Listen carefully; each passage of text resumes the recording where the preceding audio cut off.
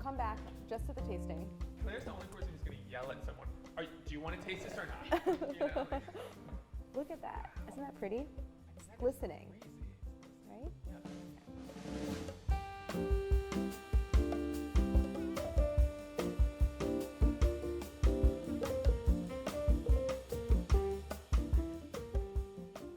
David the book. Thank you. This was a saga. Thank you. This is my new cookbook. It's called What's for Dessert, and this book is a full-throated celebration of desserts of every kind, from those cooked on the stovetop to baked in the oven to chilled in the fridge or freezer. And all of the recipes are streamlined, very makeable, so there's something here for everyone regardless of your taste level, your skill level, your kitchen setup. So there is no stand mixer required. At most you need a hand mixer, and many things are just makeable by hand, kind of stir together assembly. So I'm really excited to bring it to you, and I hope you check it out. So we're going to show you some recipes from the book. Pie dough is something I have made probably 1,000 times, maybe more. And the formula doesn't change a whole lot in terms of like ingredient proportions. It's pretty much the same, proportion of butter to flour and liquid, but I am always tweaking the method. I like to make a sort of, I don't want to say a drier pie dough, but I would say a stiffer pie dough, so it has like a lower hydration. You want to add enough liquid to bring everything together, and you don't want it to be dry in places because then it will crack as you roll it out. But you also don't want it to be very wet, because that is going to kind of like reduce the flakiness, and it's gonna take it longer to brown, it's gonna produce more gluten.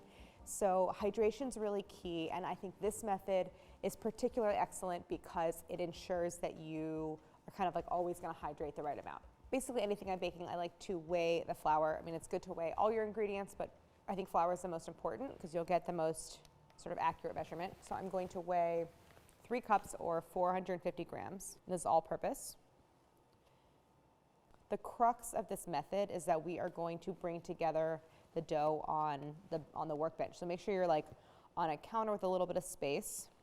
So then to the flour, I'm adding a little bit of granulated sugar, 2 tablespoons, I think, and some salt. So go ahead and whisk this together. This is a very all-purpose pie dough, so really, really good in sweet or savory applications. So the most important thing to achieving a flaky pie dough is keeping the butter cold. So I have 2.5 sticks here. So I want to add this to my bowl of flour. If you're working in a really hot kitchen, I would recommend like freezing or at least chilling the flour beforehand to keep everything really cold.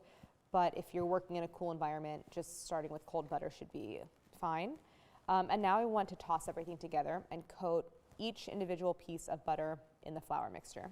And I want to quickly break up the butter into smaller pieces, but not that small. I mean, really you just have to kind of like, even if they're just broken up in half for the most part.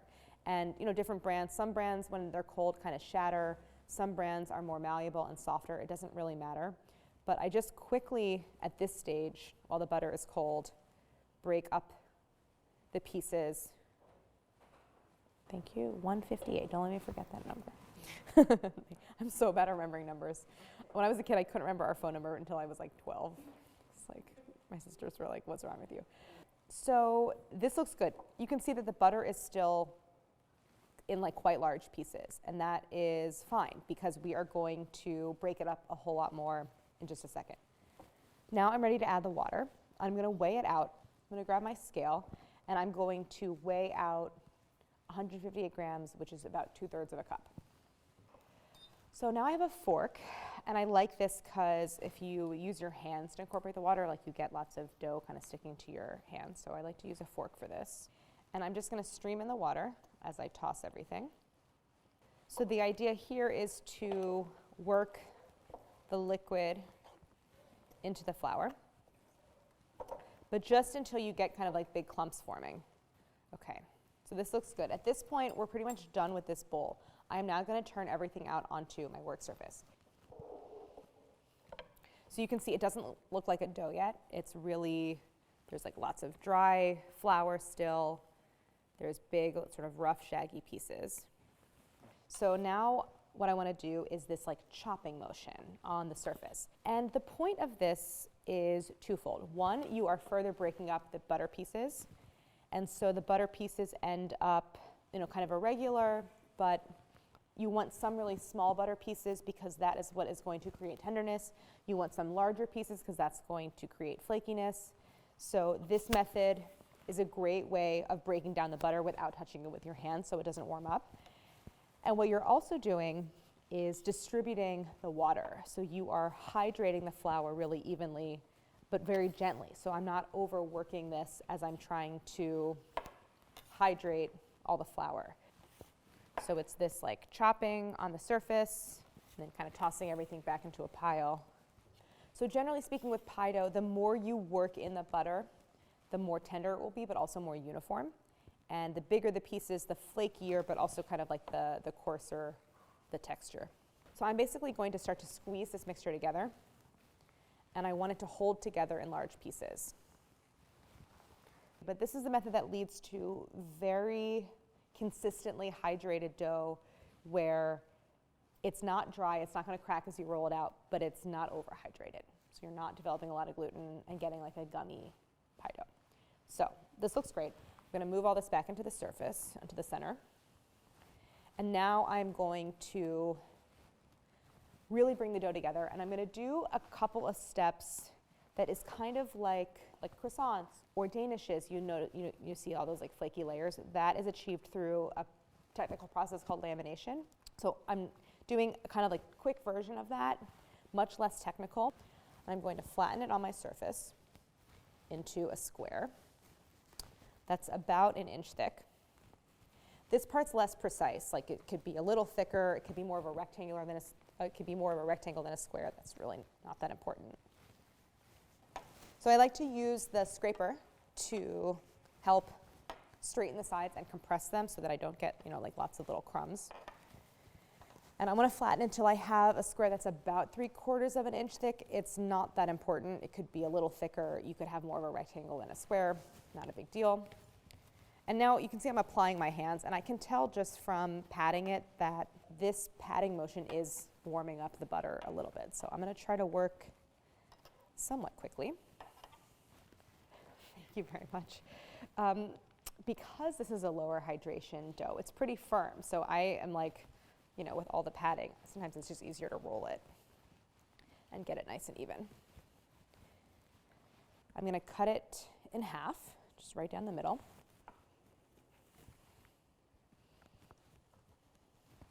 Okay, and then I'm going to stack one half on top of the other to lift this piece of dough and place it right on top of its neighbor. And now I'm going to go back over it with the rolling pin just to flatten it out a little bit. And now I'm going to cut it in half again, this time crosswise, and stack again.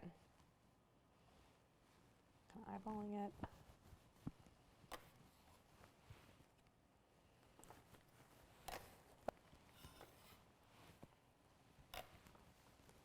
And now I want to start to divide the dough into 2 portions, so I'm going to roll it out.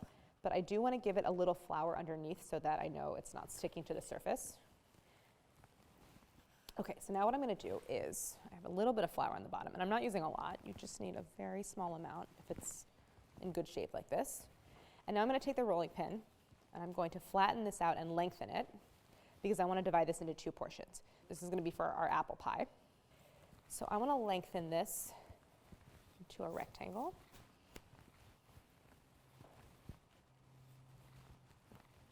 Okay, now I'm going to cut it in half. Let's see, just eyeballing it. Okay, so this dough needs to chill. Again, it's feeling really good, it's still cool, the butter's not getting soft, but the chilling process is still really important for pie dough because that is an opportunity for the flour to continue to fully hydrate. I want that butter to get very, very firm. I want the gluten to relax. So a couple hours of chilling is pretty crucial for pie dough. But generally speaking, keep in mind that whatever the shape of the dough is, that before you chill it, is the shape that it's going to want to be when you roll it out. So I want this for a round pie. So what I'm going to do before I wrap it and chill it is just press it into a disc shape with my hands. And it doesn't have to be perfect.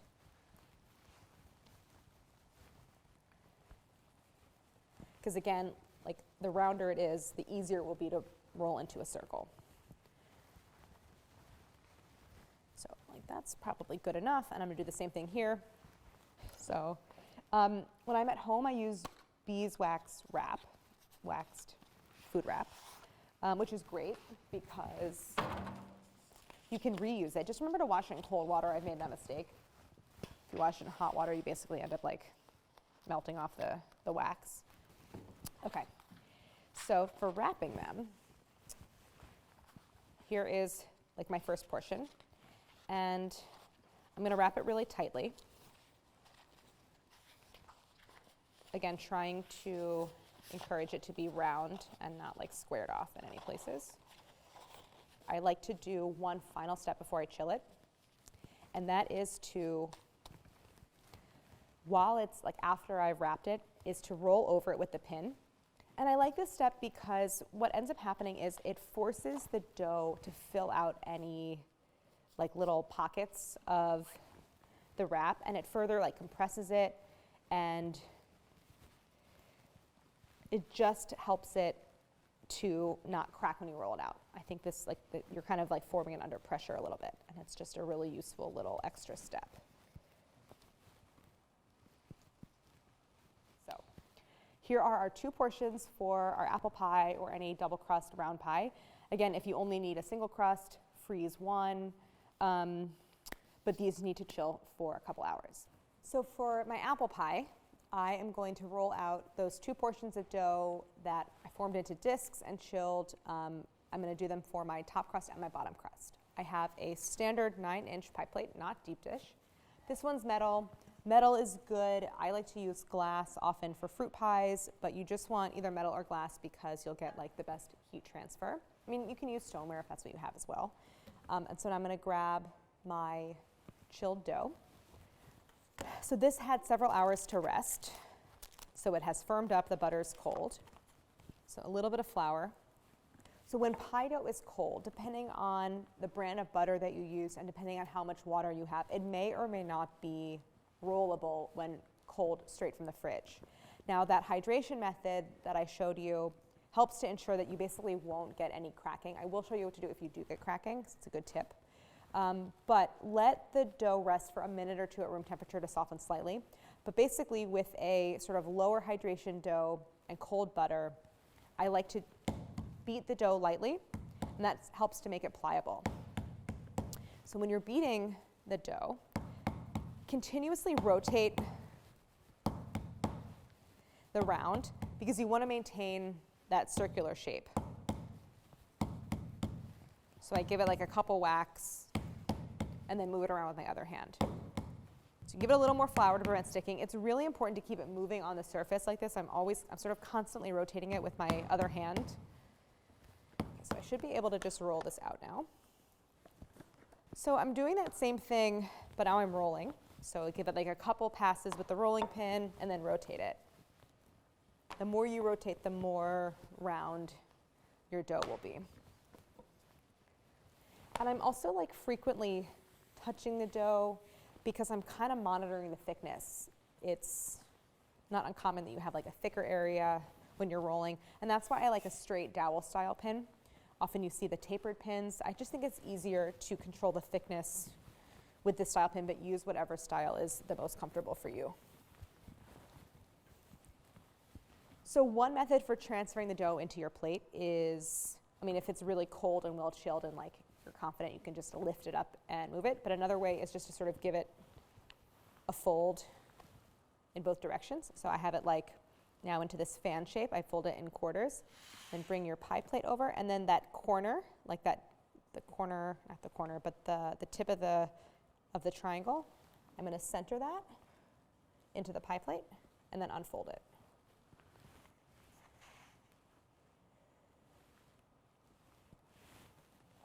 So now I want to firmly press this into the pie plate.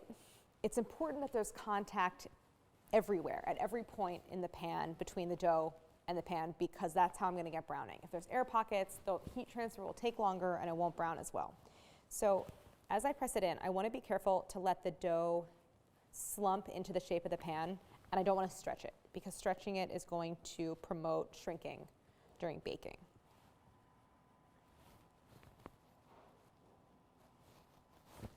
And then just give it a firm press into the bottom, all the way around. So I have now lined my pie plate. I'm now going to roll out the second portion of dough and just keep it in a flat, like round. It's better to, after you roll out, to then press it into the pie plate rather than chill to like flat rounds, because it's just easier to fit a like more room temperature dough into the pie plate rather than a chilled dough that might be kind of firm, and then that's when cracking happens. So I'm going to chill this bottom crust and grab my second portion, roll it out just as I did the first, but I'm going to transfer it to this lined baking sheet and then chill it, and then we're ready for pie assembly. So the first step is to make my cinnamon sugar, and I'm going to work in a large bowl because I'll just mix everything for the filling in here. So I have my granulated sugar. I'm using a 1/3 cup of granulated and a 1/3 cup of brown. So now I'm going to add the cinnamon. It's 2.5 teaspoons. Wow, it smells, it's so fragrant. It kind of makes you realize like you're not really ever using, like I use the stuff from the supermarket, but this is so much better. So I'm whisking this just until it's uniform. This is a step that's easy to miss but is important. I want to reserve 2 tablespoons. This is what I'm going to sprinkle on top of the pie. So I'm just going to set that aside. Now I'm going to add my brown sugar. So this is going to be the filling. Break up any big lumps. This is a really nice, like fresh brown sugar. A big pinch of salt. Salt is really important in like every context for baking. It's just a flavor enhancer. My cornstarch. So the cornstarch is the thickener for the pie. So I'm going to whisk all that together. I've gotten really into using orange zest in my baking recipes because in large amounts I find it a little bit too assertive, but in small quantities it adds just such like a wonderful floral kind of note to a recipe. So I'm just adding a 1/2 teaspoon here, apples and cinnamon. So I'm going to kind of eyeball my 1/2 teaspoon. A 1/2 teaspoon would be like probably 20% of the orange. I like to add this to the sugar because I want it to kind of like distribute and break up inside the filling. I already added my salt. Now I'm going to add the apples. This is 3 pounds. This is like this is a lot of filling. I like to use a lot of fruit in my pies. Now before I toss everything, I'm going to add my remaining filling ingredients, which are liquid. And the reason I don't just add those to that sugar mixture is because it would clump and be a little bit harder to mix everything. And when you add the liquid on top of the apples, it coats the apples and just like helps to bring everything together. I'm going to add a tablespoon of the Angostura. Now 2 teaspoons of vanilla extract. And I also have 2 teaspoons of apple cider vinegar. I like adding acid to fruit pie fillings, pretty much no matter what I'm making. It helps it's like a flavor enhancer, and I also just like that it's apple cider and an apple pie. It's kind of nice symmetry. So that's everything for my filling. I'm just going to toss it together. I want the apples to be evenly coated. That's it. One of the things about apple pie is often you'll have quite a bit of shrinking of the filling because the apples are giving off their juices and they are losing volume. So one of the ways that this is actually something I learned from Tara Jensen, who was just here. Take a minute and line, like one by one, create a ring of slices in the bottom of the pie plate. Because what happens if you were just going to dump the whole filling in is you're not really getting slices in that little area between the side and the bottom. So that increases your chances of like lots of shrinking, and then you can basically dump in the rest of the filling. It is basically a deep dish pie, but I'm not making it in a deep dish pie plate because then it doesn't look deep dish. Like it looks more dramatic to have that amount of filling in a standard pie plate rather than one where like you're losing the filling to the depth of the pie plate. Okay, so now you can kind of I like to do this step. To further minimize big gaps, I basically press down really firmly on top of the filling to compact it. Okay, and now I'm going to drizzle a little butter over top. The combination of butter, apples, and cinnamon and sugar is the best, unbeatable. So I have 3 tablespoons that are melted and cooled. I'm going to drizzle 2 tablespoons over the pie. And that remaining tablespoon I'm going to use to brush over the pastry. So I'm just using water.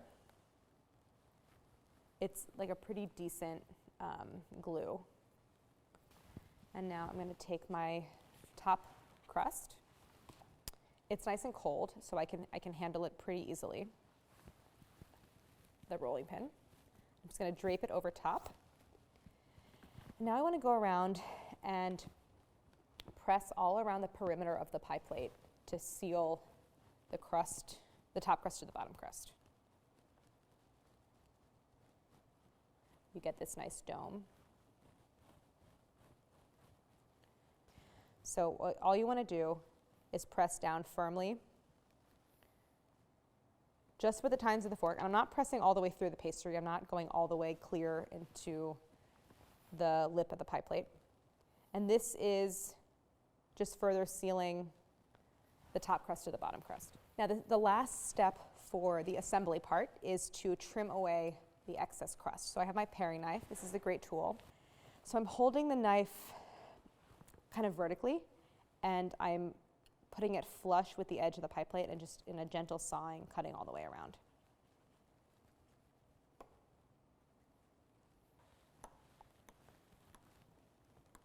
So now I have this like big piece of excess dough. Do not throw this out.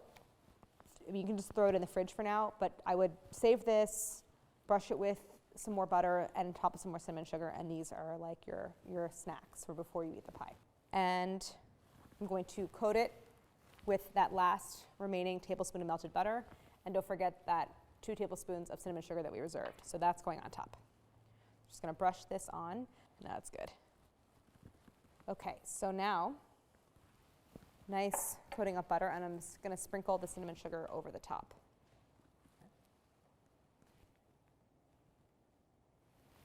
Before I bake it, I just want to get it into the freezer, get the pie dough really firm, get that butter cold so I get maximum kind of like souffling and separation in the oven.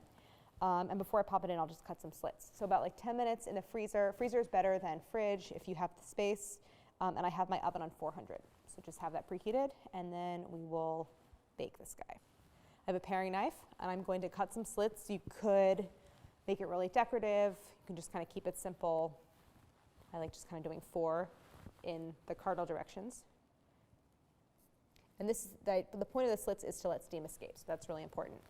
You know, you want to bake this pie for a nice long time because we want all of those apple juices to thicken. So I'm going to put it in at 400 for 20 minutes, turn the temp down to 350, and bake it the rest of the way. It'll go for the better part of 2 hours total.